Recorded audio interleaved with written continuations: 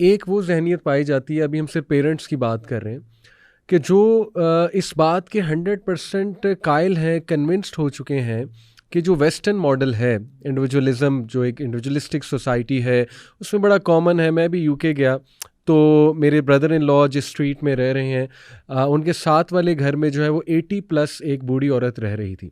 तो brother in law ने भी मुझे बताया, मैंने भी थोड़ा क्यूरियोसिटी शो की, ये अकेली रहती है। तो उसने कहा ये तो बड़ा कॉमन है, यहाँ पे कुत्ता रखा हुआ है, जाहिर है। तो मैंने कहा कि इनके खामद, उनका उसकी डेथ हो गई थी कुछ अर्सा पहले। तो मैंने कहा व्हाट अबाउट इनके जो बच्चे हैं? तो उसने मुझे बताया, मेरे ब्रदर इन लॉ ने, कि वो महीने बाद इनकी बेटी आती हैं, वो एक राउंड लगा जाती हैं, फिर इसी तरह बेटा 2-3 महीने के बाद आता है। तो ये एक तो देखिए वो लोग हैं जो हमारे, इवन हमारे ही लोग, पाकिस्तानी लोग, हमारे ही मुसलमान लोग और ग्लोबली भी, जो इस बात के 100% कायल हैं कि ये मॉडल ठीक है। भाई देखो, पेरेंट्स ओल्ड हो गए हैं, let them take care of them selves, कुत्ता रख लें, ठीक है ना, मेड रख लें, कोई ओल्ड एज होम में चले जाएं, वहाँ बल्कि ज़्यादा दिल बहल जाएगा, सेम एज ग्रुप के लोग होंगे। और अगर हमें बहुत ज़्यादा उनके साथ रहना है तो हमारा बड़ा टाइम ज़ाया होगा। ये बाकायदा पूरी एक मेंटालिटी, एक स्कूल ऑफ थॉट है, ठीक है। तो वो ये कहते हैं कि ये चीज़ ठीक है, और इसको एक्सेप्ट करते हुए ऐसे कमेंट्स मैंने देखे, आप भी बताइएगा कि देखिए हाँ, अगर वो अकेली रह रही थी, इसमें क्या इतनी कोई बड़ी बात है? कई लोग, कई बच्चे चले जाते हैं बाहर, सेटल हो जाते हैं जाके, तो ठीक है, चिल्ड्रन का राइट है बाहर जाके सेटल हो जाएं, अपनी लाइफ ऐसे ही बनाएं। है ये। तो बल्कि आप बताइए कुछ अली भाई, ये कमेंट्स जो हैं। कमेंट जो था इस तरह का, it's understandable that the children are settled abroad, we are nobody to जज. Since I have seen many parents, they don't want to leave the country house or to move abroad with kids. However, the question is that nobody was bothered for 7 days. They were not in contact with her. That's negligence. ठीक है, ये चीज़ अब ये बिल्कुल, वाली part कि ये यहाँ पे ये बात है कि इट्स ओके, कोई ऐसा मसला नहीं है। हाँ, ये बात मायूब है कि इतना अरसा बात नहीं की, इन कांटेक्ट रहना चाहिए। अच्छा, इसी तरह ये इफ़त उमर एक एक्ट्रेस हैं पुरानी, तो पता नहीं उन्होंने ये कहा है कि नहीं कहा है, लेकिन मेरे सामने ये बात है, अगर तो कहा है। उन्होंने कहा कि औलाद की ज़िम्मेदारी नहीं है बुढ़ापे में आपका सहारा बनने की। तो ये मैं समझता हूँ कि एक एक्सट्रीम है। बिल्कुल। अच्छा, दूसरा एक क्लास हमें देखने को नज़र आई, वो ये है कि जिनको रिग्रेट है। मैंने अक्सर ज़िक्र किया अपने पॉडकास्ट में, टॉक्स में, कि वन ऑफ द क्वेश्चन जो मुझे वहाँ पूछा गया जब मैं यूके के टूर पे था, तो one of the common question जो बहुत ज़्यादा लोगों ने पूछा, वो ये रिग्रेट था कि हम यहाँ पे आए हुए हैं, अकेले बेटे हैं, अम्मी अबू अकेले होते हैं पीछे से, तो हमें रिग्रेट तो होता है। ऑल्दो हम पैसे भी भेजते हैं अच्छे, कॉल पे बात भी होती है, सब कुछ होता है, लेकिन दिल में ना वो एक भार, वो बर्डन, वो रिग्रेट, वो हदीस नबी सल्लल्लाहु अलैहि वसल्लम की, कि वो टू द पर्सन जिसने अपने पेरेंट्स को बुढ़ापे में पाया और ख़िदमत करके जन्नत नहीं कमाई। तो ये चीज़ उनका एक सवाल था। इसी तरह कुछ के रिग्रेट्स थे कि मेरे वालिद फौत हो गए, ऑल्दो मैंने अच्छा उनके साथ सलूक किया, पैसे भी भेजे, लेकिन वो रिग्रेट है कि मैंने उनके साथ बुढ़ापे में टाइम स्पेंड नहीं किया, या मैं लेट पहुंचा जनाजे पे, ठीक है ना।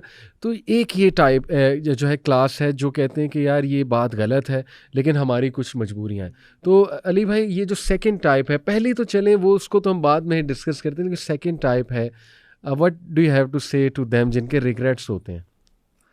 अली भाई, इसमें अगर किसी बंदे का एक रिग्रेट है, पहले तो उसको फिर अपने उन डिसीजंस को रिकंसिडर ज़रूर करना चाहिए कि अगर एक चीज़ आपको ज़िंदगी के अंदर ही रिग्रेट दे रही है, तो अपने डिसीजंस को आप एक बार रिकंसिडर ज़रूर करें, क्योंकि रिग्रेट का एक फॉर श्योर मतलब है कि आपके दिल के अंदर एक बेचैनी क्रिएट होगी, और वो बेचैनी आपको कहीं ना कहीं सुकून नहीं हासिल करने देगी। हदीस में ना जो चीज़ दिल में खटकने हाँ जी, लगे, माहा कफ़ी सदरी का वकर जो चीज़ आपके दिल के अंदर खटके, अल्लाह के रसूल सल्लल्लाहु अलैहि वसल्लम ने फरमाया कि यानी बुराई की एक निशानी इंसान को ये है कि जो इंसान के दिल में चीज़ खटके।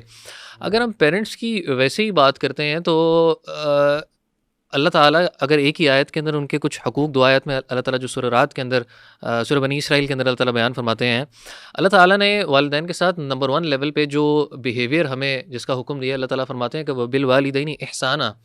आप किसी भी इंसान के साथ 3 लेवल्स पे बिहेव कर सकते हैं। नंबर 1, या तो आप उसके साथ जुल्म करें, नंबर 2, या तो आप उसके साथ अदल कर दें, नंबर 3, या तो आप उसके साथ एहसान करें। एहसान का क्या मतलब है? You go out of the वे, यानी फॉर एग्जांपल एक बंदे ने किसी को हिट किया, वो उसके बदले में उसको हिट करता है, तो ये अदल है। और अगर कि कोई इसको हिट करता है उसको माफ़ कर देता है, वो इसके साथ एहसान कर रहा है। तो अल्लाह ताला ने पेरेंट्स के लिए कुरान में जब भी इस तरह की टर्म्स इस्तेमाल किए, अल्लाह ताला ने एहसान ही का लफ्ज़ इस्तेमाल किया, एक्स्ट्रा जाओ उनके लिए, यानी you have to go out of the way. आप पेरेंट्स को एज अ कंपेटिटर नहीं देख सकते। सो आपने पेरेंट्स के साथ वबिल वालिदैनी एहसाना, आपने out of the box, out of the वे आपने जाना है उनके साथ, नंबर 1। नंबर 2, फिर अगर आप पेरेंट्स के हकूक़ की बात करते हैं तो अल्लाह ताला ने अगली बात कही कि वला तकुल्लहुमा उफ़, और उनसे उफ़ तक ना कहो। उफ़ हम तो एक ज़बान के अंदर एक लफ्ज़ अदा कर देते हैं ना, अल्लाह ताला ये जो उफ़ का यहाँ पे लफ्ज़ इस्तेमाल कर रहे हैं, आप अगर तफासीर खोलते हैं तो उलमा कहते हैं it is the slightest basically way of showing annoyance.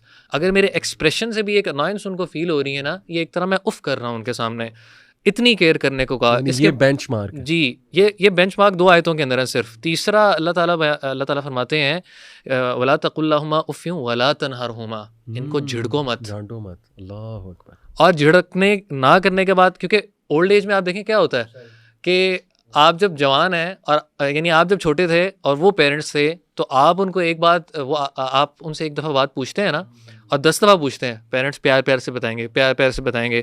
यही जब ये वालिदैन बूढ़े हो जाएंगे और एक चीज़ 10 दफ़ा कहेंगे तो बच्चा चिढ़ने लग जाएगा। तो अल्लाह ने कहा वला तनहरहुमा, इनको झिड़कना मत, डांटना मत, डेली हमें पढ़ना चाहिए। और फिर आगे अल्लाह ताला फरमाते हैं, बात ख़त्म नहीं हुई, वक़ुल लहुमा क़ौलन करीमा, इनसे बात ऐसी करो जो कि करीम, इज़्ज़त वाली हो, ठीक है, जेनरस बात, करीम, इस ऑनरेबल तरीके के साथ बात करो। और यहाँ पे भी फिर बात नहीं खत्म हुई, यानी यहाँ तक भी हक नहीं अदा किए, वक़ुर रब्बिरहमुहुमा कमा रब्बयानी सगीरा, अल्लाह ने फिर हुक्म दे दिया, अब इनके लिए अब दुआ भी करनी है। तो अगर आप पेरेंट्स के राइट्स निकालने लग जाएं तो सुभान अल्लाह, कोई बात ख़त्म ही नहीं होती। तो फिर आपने वो हदीस का भी जिक्र किया कि उस बंदे के लिए एक तरह की बदबख्ती है जिसको माँ बाप या कोई बुढ़ापे में कोई एक भी मिला और उसकी खिदमत करके वो जन्नत हासिल ना कर सका, तो ऐसे बंदे के लिए तो बहुत बड़ी यानी एक लॉस है। तो मेरे ख्याल से वो एक जो मेंटालिटी है ना कि मैंने, जिसका ताल्लुक़ इंडिविजुअलिज़म ही के साथ है कि मैंने प्रोग्रेस करना है, और शायद ये पेरेंट्स, क्योंकि मेरे पास टाइम नहीं है, फ़लाँ चीज़ें हैं जिसकी वजह से मेरे उस प्रोग्रेस में शायद हिंड्रेंस बन जाएंगी। इस्लाम ने कभी इंडिविजुअलिज़म को प्रमोट नहीं किया। आप सारी चीज़ें निकाल के देखें, अगर इंडिविजुअलिज़म ही का इतना तसव्वुर होता तो इस्लाम ने सूद को हलाल किया होता।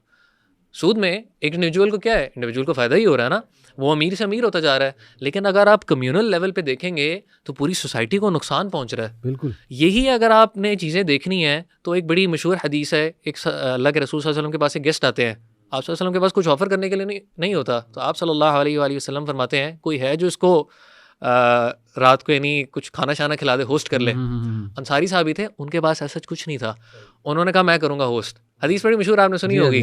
तो वो घर पे लेके जाते हैं और बेगम को कहते हैं, यानी खाना इतना ही था जो शायद एक आधा बंदा खा ले।